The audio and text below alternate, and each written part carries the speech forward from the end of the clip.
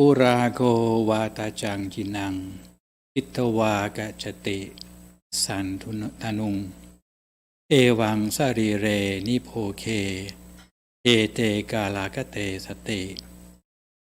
Man quits his mortal frame when joy in life is past, even as a snake is wont its worn-out skin to cast.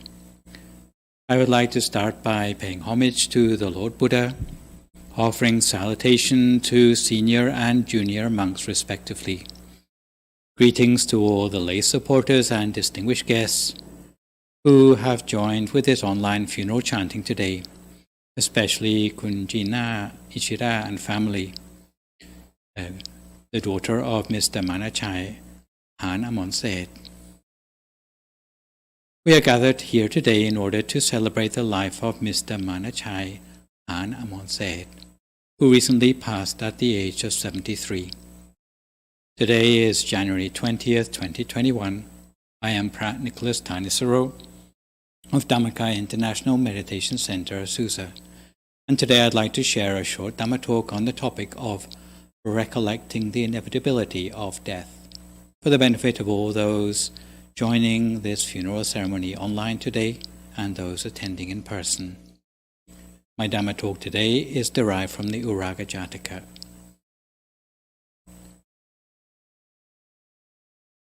A long time ago, the Bodhisattva in a previous lifetime was a landowner living near the city of Benares. His household consisted of himself, his wife, a son, a daughter-in-law, and a female servant. They lived together and on the landowner's advice practiced the recollection of the inevitability of death.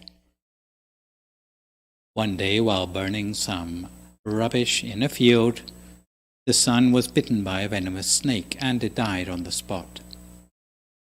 The father, without any undue drama, laid his body under a tree, and having sent word to his house that the rest of his family should bring perfumes and flowers along with his midday meal, went on calmly with his work.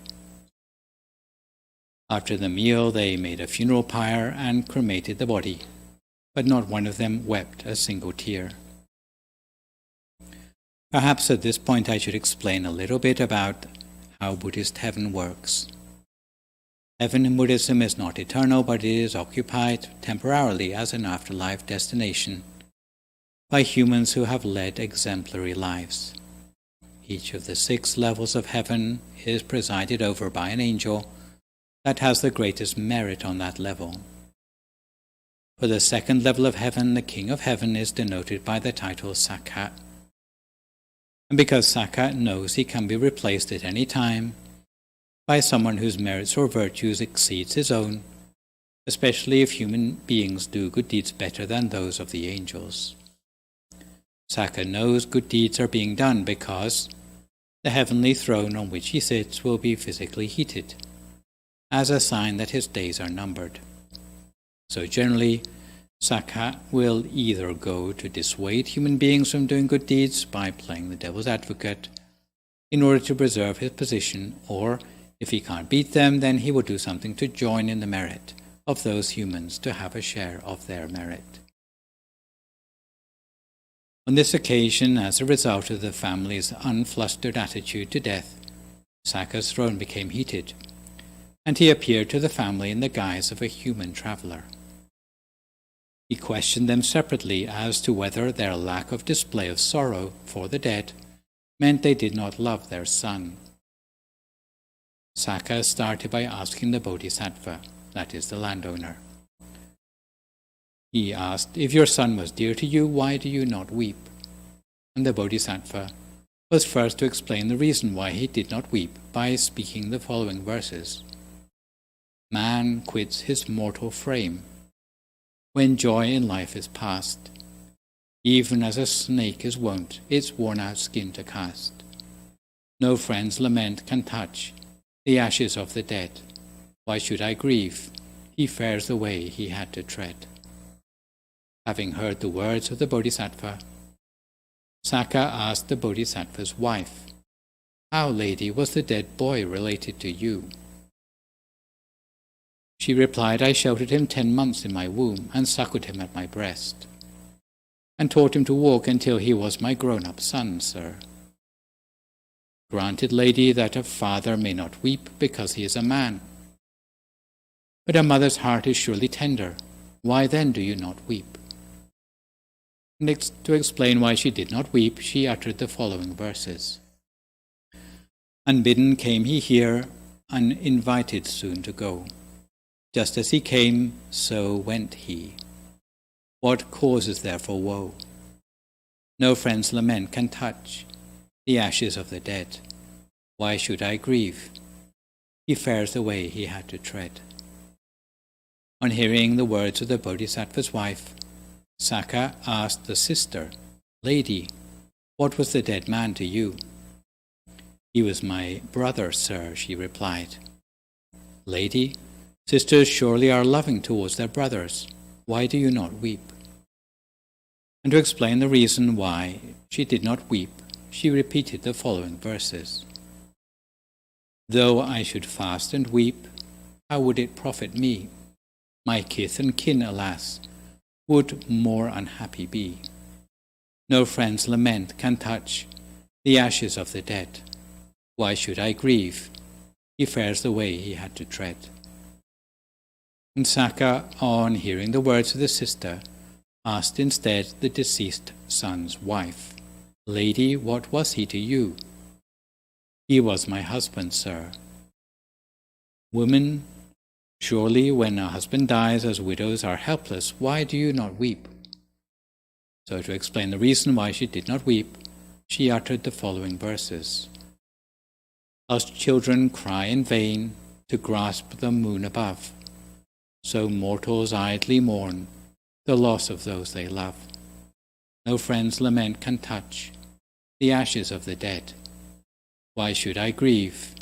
He fares the way he had to tread." And on hearing the words of the wife, Saka asked the servant, saying, "Woman, what was he to you?"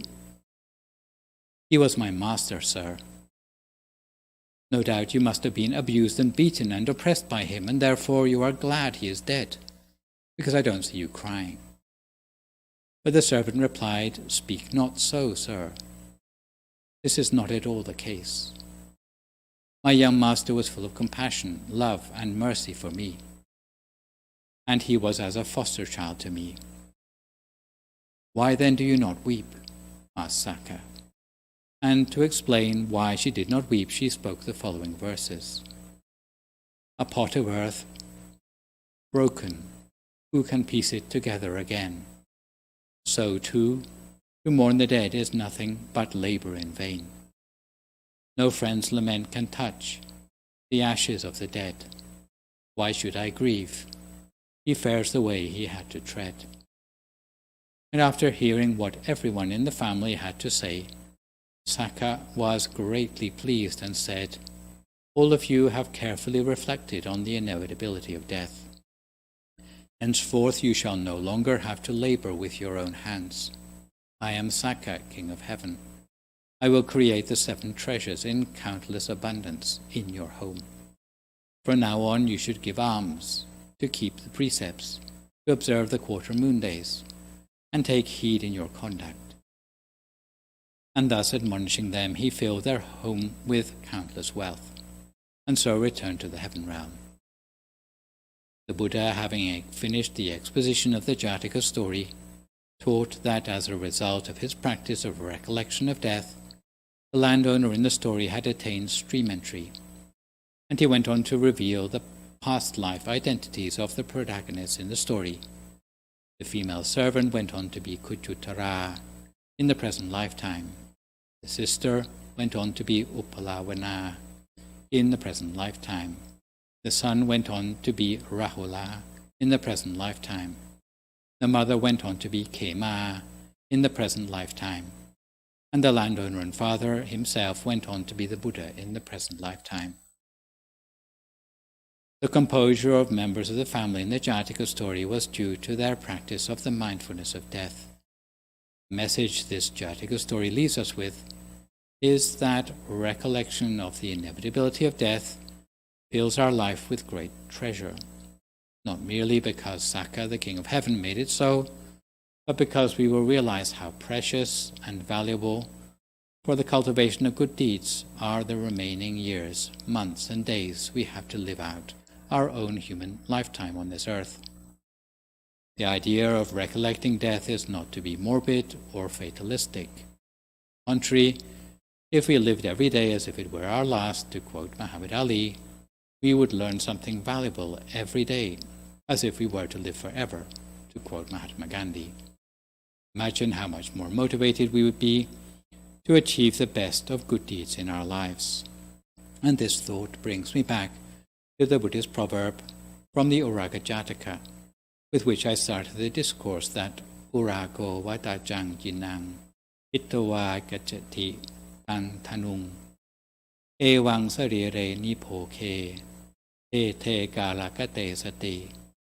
Man quits his mortal frame when joy in life is past, even as a snake is wont its worn-out skin to cast. Imina gata punyena, through the power of the merits arising from the Dhamma talk today, may they bring Mr. Manachai Harnamornsate happiness and prosperity in his new rebirth, according to the wishes of the supporters on this occasion. May these merits bring all supporters long life, strong health, strength, happiness, quick-wittedness. Whatever good things you wish for in life, may those things come to you easily and in every way. So instead of mourning Mr. Manachai Harnamornsate, we should bear in mind that he had cultivated a lot more than mere recollection of the inevitability of death throughout his life. According to the biography of Mr. Manachai sent to me by his daughter jiṇṇam, Mr. Manachai had an important pioneering role during the founding of Wat Pavana San Jose, or as it is known in the present day, Wat Padamagaya Silicon Valley. In 2009, Mr. Manachai accompanied his daughter as they drove around looking for properties to establish the temple. Mr. Manachai also offered breakfast to the monastic community of the temple every Monday, and he often drove for the monks in the early days when the temple was under construction. Mr. Manachai joined in every temple donation mentioned by his daughter and would attend the Katina ceremony at Wat Padamagaya, Silicon Valley, every year. The meritorious deed that Mr. Manachai was the proudest of was leading the Katina ceremony at Wat Padamagaya Temple in Oregon, that is in Portland, in 2019. Right up to the time of his death, Mr. Manachai put aside a little money every month to save up for leading the Katina ceremony at Wat Padamagaya, Silicon Valley in 2024. So it is to be expected that with all the good deeds the deceased cultivated during his lifetime, together with the merit of all these funeral ceremonies organized in his name, especially the merit of giving today's Dhamma talk on the inevitability of death, that as Mr. Manachai Harnamornsate looks down on us from his new existence, he will be led to an ever brighter and more refined status in the afterlife existence. So now, before we hear the Abhidhamma chanting, I would like to invite everyone to arouse strong faith in the Buddha, and we reflect in silence for a few moments on the inevitability of death together. So if you'd like to close your eyes now, relax your body, put all sorrow out of your mind. Bring your mind to the center of your body as a bright, clear sphere of light. Light that will magnify and multiply the merits arising today. The more merits we have, the more we will have to share with Mr. Manachai Harnamornsate when we come to dedicate the merit for him. Reflect on all the merits that we've cultivated. Our mind wanders away from the center of the body, we bring it back again each time. The brightness disappears, we can conjure up some more brightness instead.